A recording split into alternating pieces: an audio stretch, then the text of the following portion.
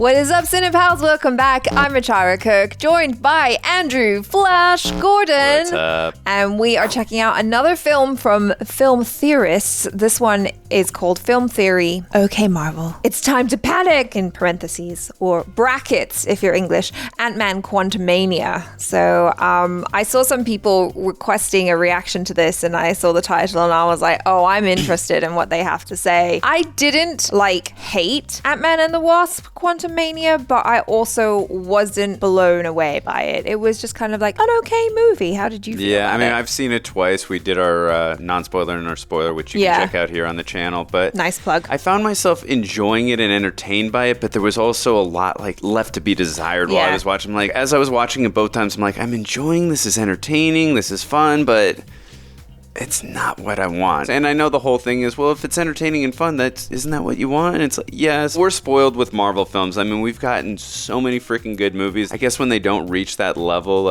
again, that's where the spoiledness comes in. But I mean, I felt like all three of us, when we had our reviews, we gave, in my opinion, in my subjective opinion, we gave logistical reasons why it wasn't up to par for our standards. But again, if you loved it, that's great. I'm glad you enjoyed it. I'm excited to see what film theorists have to say about this. So you guys, before we jump in, please don't forget to subscribe, click the bell icon, all notifications, and upvote this video. Let's get into it.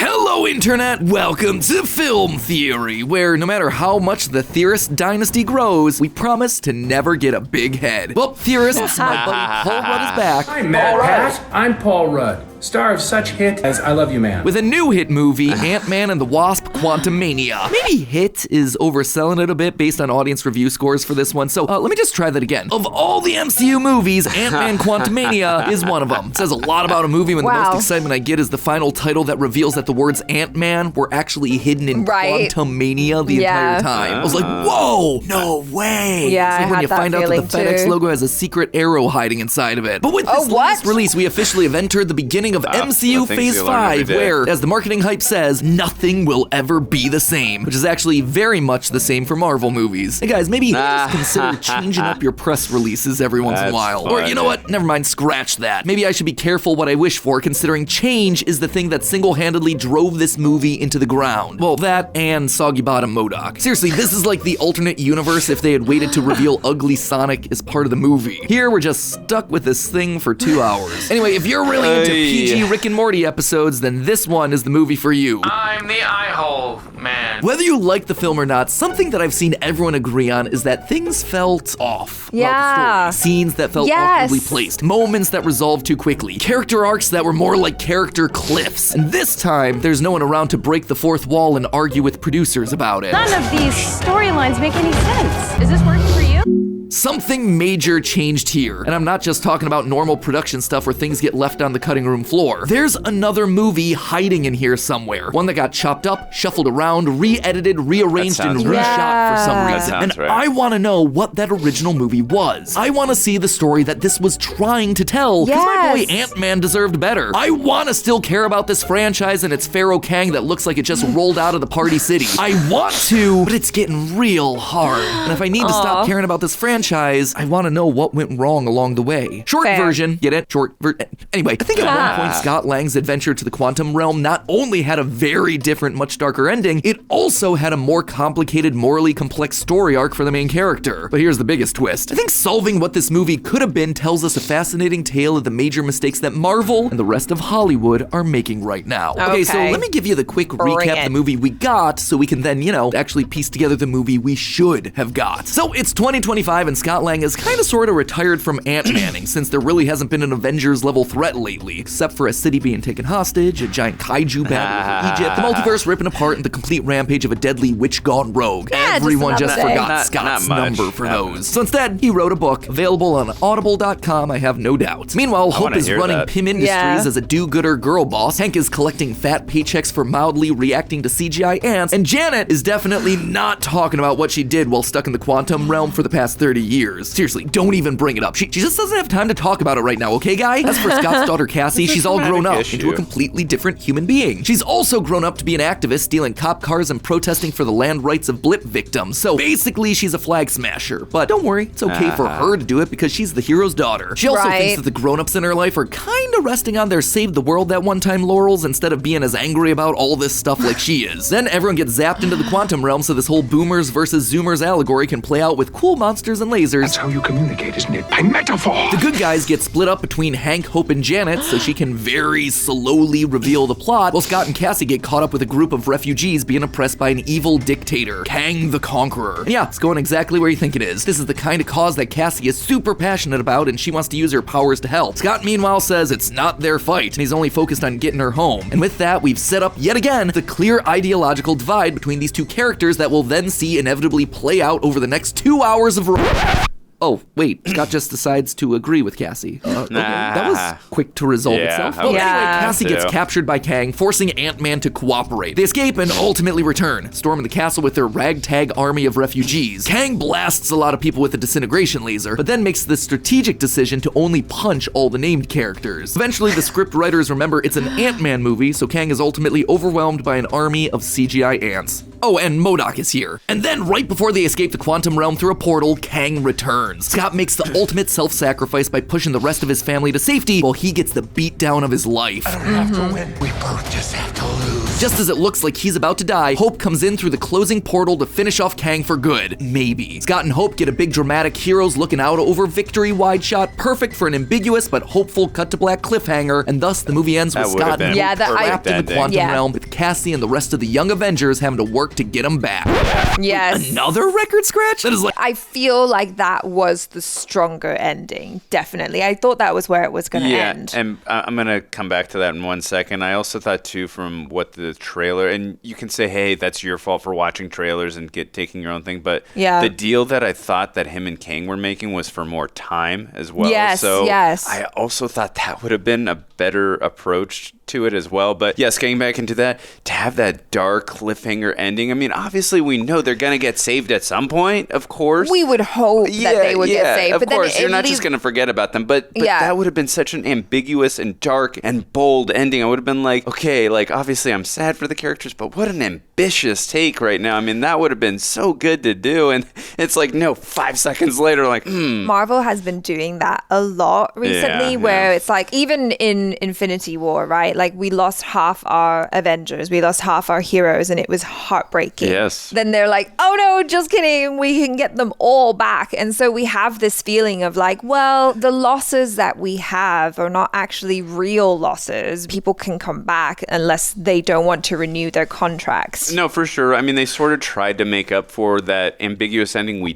didn't get, but should have gotten, in my opinion. That would have made the story a little bit better, because we're thinking like about Kang and like, this is going to get worse without me and kind of thing, in terms of what the other Kang was saying. It was kind of a little bit of a save, but I still think this ending would have been, if you would have ended it right there, again, that just would have been so ambitious, such a dark, the Empire Strikes Back type of ending, where no, the heroes, they lost in that movie, but just the heroes did win in terms of their battle versus Kang, but they lost. But did they really? They're stuck in the quantum realm. Yeah. Like 2 times we've used the same bit this episode. No, actually, instead of being stranded in the quantum realm, Cassie immediately opens another portal to the real world somehow, and we get a weirdly abrupt happy ending coda almost entirely in VO, where Scott wonders whether Kang will return. And then 2 post-credit scenes in the end of the film teaser confirm that yes, he will return. So, that's the movie. And largely, it works as a film, I guess. Are there plot threads left awkwardly dangling? Absolutely. Is it an Ant-Man movie? No, definitely not. But all of those things weren't what set my theorist senses a-tingling. What really convinced me to start digging deeper here was the ending. Everything that happens from when Cassie turns the portal back on looks a lot like something that was put together after the fact in post-production, using a bunch of recycled B-roll, a few minimal reshoots, and new voiceover. I mean, Scott's self-sacrifice fake-out lasts less than a minute. Just from a visual storytelling perspective alone, doesn't fit the very affectionate, hug-it-out, family-above-all tone that the rest of the movie sets up. No big, how am I gonna get out this time moment. No big reunion scene on the other side of the portal. No restatement of the lessons that were learned along the way. This is Marvel Studios here, people. If that stuff ain't in there, it's because it wasn't shot to to begin with. Kevin runs himself a tight ship. The most advanced entertainment algorithm in the world, and it produces near perfect product. And that conclusion is supported by leaks that happened as far back as last September, which said that while no one was meant to die in the end, Hope and Scott were meant to get stranded in the quantum realm. That shot of Cassie turning on the portal, I suspect that it was originally going to be her activating something else entirely, possibly even as part of a post-credit scene. My personal headcanon is that she was flipping a switch to signal her father's old team to come help him. Our first confirmation that the Avengers are coming back. Except this time, they're young. You wouldn't even need to know who the Avengers actually were at this point, just a tense zoom on a digital screen and then assemble. But also, a self-sacrificial ending here makes logical sense as well. See, while it might be a bit of an exaggeration to say, Marvel movies all end the same way. Wait, who's saying that? one thing you probably did notice is that heroic self-sacrifice happens a lot. Far and away the MCU's third favorite trope after bad dads and villains who are actually evil versions of the hero. Thor giving up Jane to stop Loki, Wanda losing Vision to destroy the Mind Stone, Black Widow yeeting herself off the cliff for the Soul Stone, Wen-Wu protecting his son from the Dweller in Darkness, Peter Parker giving up his life to fix the multiverse, and of course, Iron Man's sacrifice to snap away Thanos. Heck, the way that we know that Captain America is the goodest of the good guys is that he's a jump on the grenade guy at the beginning of his story, without needing to learn any lessons about humility or respect on the way. Be ready to lay down your life for others is the moral baseline of the MCU. It's the thing that makes the good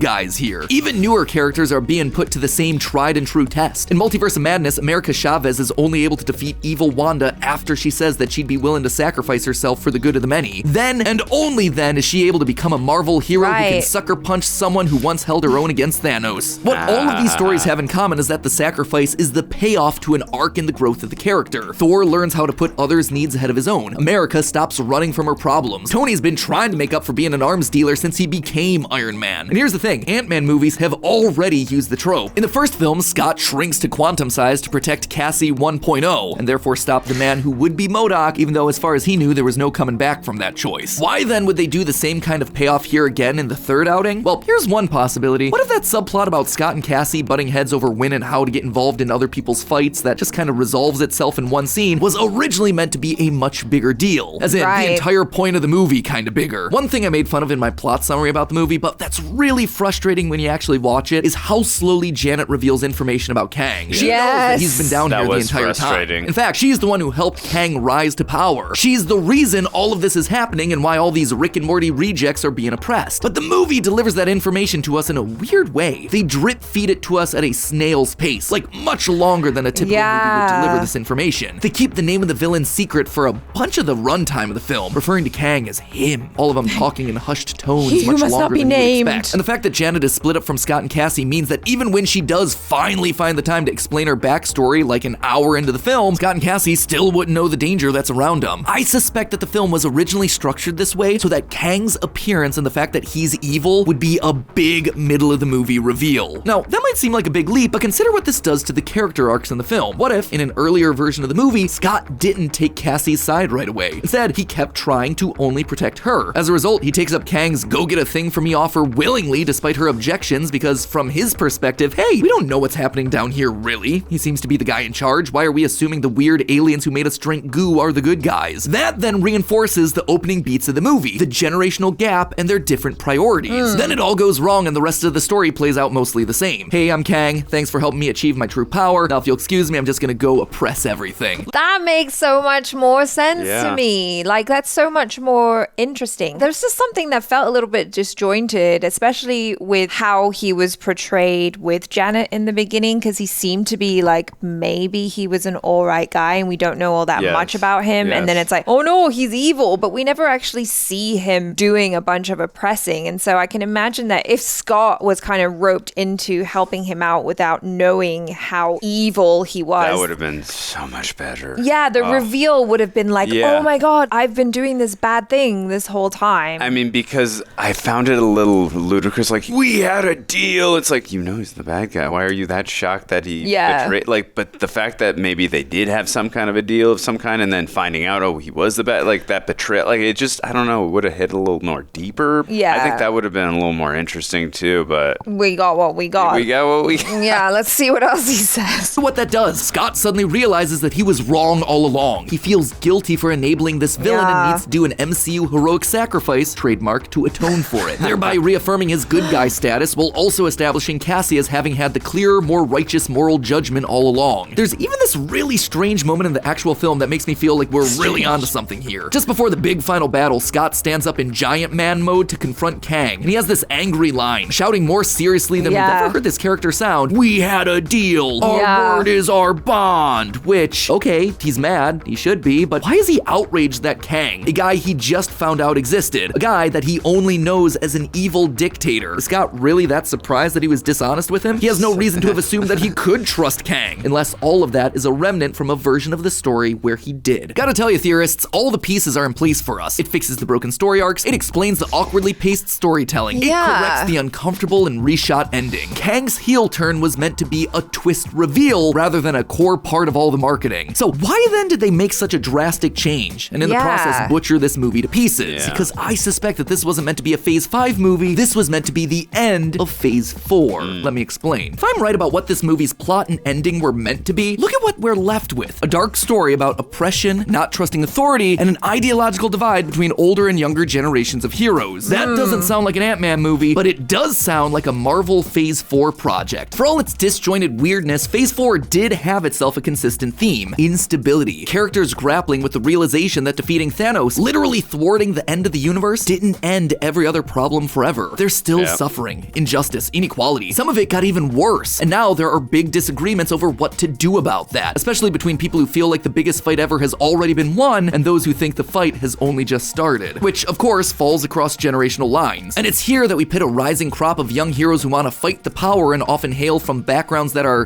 well, less significantly heavy on white guys named Chris, against older heroes who just want to retire. Hawkeye and Ant-Man just want to be dads. The Hulk is into meditation now. The entire nation of Wakanda just wants to be left alone again. And if you're really into heavy-handed metaphors, in Multiverse of Madness, Scarlet Witch goes full supervillain by trying to rip the life force out of a Latina teenager in order to resurrect a fake version of the American dream that only ever existed in her imagination. Even the blackest sheep of Phase 4, Thor Love and Thunder, got in on these same themes of instability and generational change. I mean, the bad guy wants to literally kill every god. You don't get much more anti-authority than that. And the movie ultimately agrees with Gore. We see that the gods do suck. Thor is only able to win by blowing up his franchise's chosen one conceit, by declaring that all the kids are worthy to be Thor, and that anything from random junk to a teddy bear can be as good as Mjolnir. That right there, that is Phase 4's narrative in one place. The system is falling apart, the people in charge are either corrupt or failing to fix it, the young people know what's what, and they're the ones who are gonna save us. The righteous path for any OG Avenger still kicking around is to aid, mentor, and pass that torch to the next generation. Ant-Man getting tricked into empowering a time-hopping multiversal dictator, him and the Wasp getting trapped and needing help from a younger generation of heroes, sounds like a solid way to bring all these things together and end this arc of storytelling on a cliffhanger that then gets us eager for the next major chapter of the story in the new Phase 5. So then why would they have changed Quantumania's story? Tell me. They called it the blip. But in this case, I'm talking about the real world blip 2020. COVID happened, not only delaying movie release dates, but the entire real world global economy. Movie production was at a standstill. Theaters were closing. People were turning to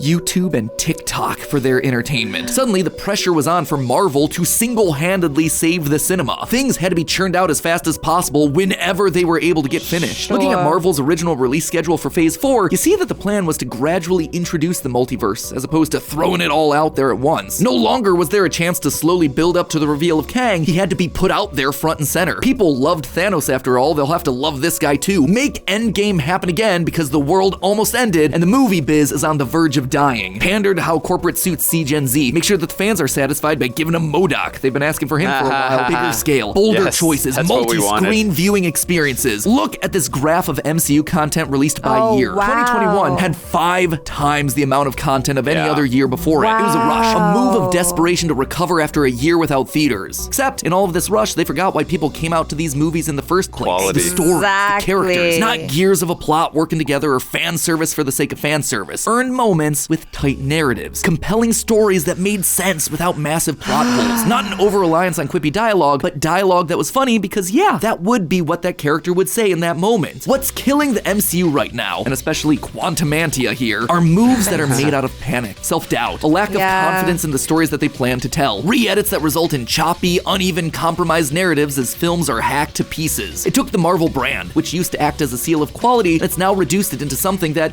maybe I'll go see that when it airs on streaming. The last time a studio acted in a sort of panicked way, rushing to get to the next big event, that was DC. We're still watching how long it's taken them to turn things around. And there you have it, theorists, the darker story for Ant-Man and the Wasp: Quantumania. Are we right? Totally off? Will we ever know? It's hard to say. But what I'm sure about is that this isn't going to be the last time that this genre of theory comes up. The whole media industry is still putting itself back together after years of huge world-shaping events. And even if it didn't play out as dark as it might have, the most relatable story that this movie tried to tell is that you can't really unchange the world, only decide how you are going to respond to it. But hey, that's just a theory. A film theory. And cut. Wow, that was really, really insightful. Yes, absolutely. I mean, what this taught me is COVID ruined another Marvel. No, I'm just...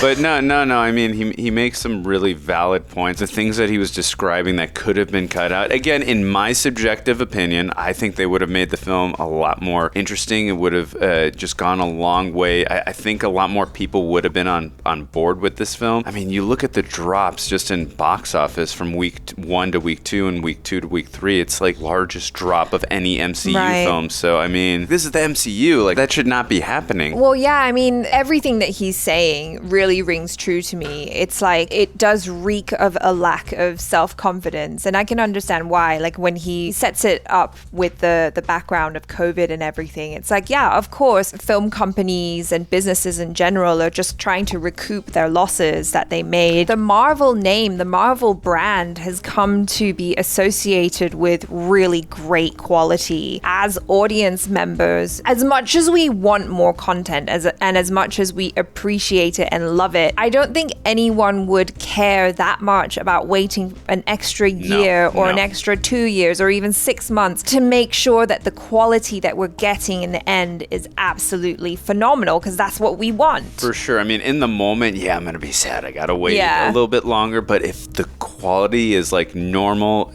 MCU, like, back to phases 1 through 3, I'll say the wait is so worth it rather than giving me all these things. And you can tell they have scaled back a little bit as of recently. I mean, because normally what were we getting? Like 3, 4, 5 shows a year, plus then we were getting 3 movies a year. I mean, it's not easy to keep up your level of quality at that high range when you're doing so much. I mean, it's like, I don't know if you ever saw the film The Founder with Michael Keaton. Yes. The whole thing with them was, and I thought it was such an interesting point when they were talking about how come you get, when Michael Keaton says to the 2 guys who own McDonald's, why don't you guys start more thing? Quality control. Like if we start doing more of them, we can't be everywhere at once to make sure everything is running as smoothly. And I just feel like when you do all these projects, and so, because making one film or one TV show, it's not easy. So like I seriously, from phases 1 to 3 and a couple films in phase 4, it's so impressed with what they were able to do. Like, it's one of the greatest storytelling journeys I've ever been on, and that many films, like, no one's ever been able to do this. It's really impressive. And again, to what you just said and to the point he made about COVID, I totally understand. Like, that really, really hurt everyone in terms of business. From a business perspective, I get it. But on the flip side, when you're trying to catch up like that and you're adding all these things, look at the level of drop now and quality. It's now hurting business. Exactly. So and it's like, you gotta weigh it. I just wonder, like, how many more big hits, like really great films I'll have to do in order to restore confidence. Like, will it be enough if the next film that comes out is phenomenal, and then will we all be like, yeah, Marvel's great again? Or will they have to, like, do 5 good films back to back? That's a great point you made, because I can pretty much say with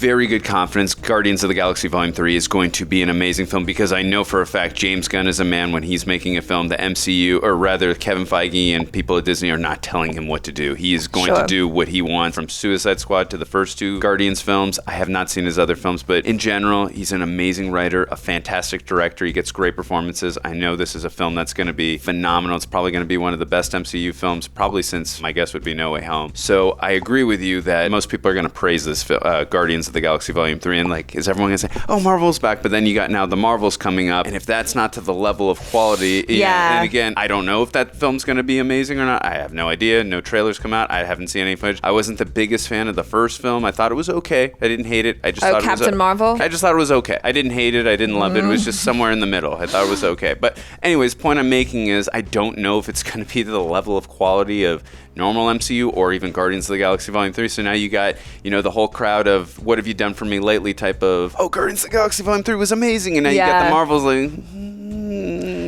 And I'm still going to see any MCU film, but the thing is this, what I will say about phases 1 through 3, when the films came out, I was seeing Winter Soldier, Avengers Endgame, Infinity War, I was going 5, 6, 7 times. I just I had to see those movies multiple times. Spider-Man No Way Home, I saw it 3, 4, 5 times. But recently, other than No Way Home, I really like Shang-Chi, especially the first 2/3. Other than the whole ending with all the supernatural stuff, I thought that film, the first 2/3 of that movie was freaking so dang good. Other than those 2 films, I've just been going to the theater one time with them, and I think that's why they're not getting those levels. Besides the word of mouth, like, hey, this is basically you were the one that was like me. bringing the box office numbers. It was all me. I've been sending people at Disney and Marvel. I've been sending their kids to college for years. No. But seriously, like fans like me who go to see these movies 4, 5, 6 times. I feel like, you're definitely gonna have some people who still do that, but I feel like it's not as many people do that. Again, I'm sure there were a few people out here and there, but I don't know if it was at the levels of Infinity War and Endgame. Well, obviously not, that are going to see these movies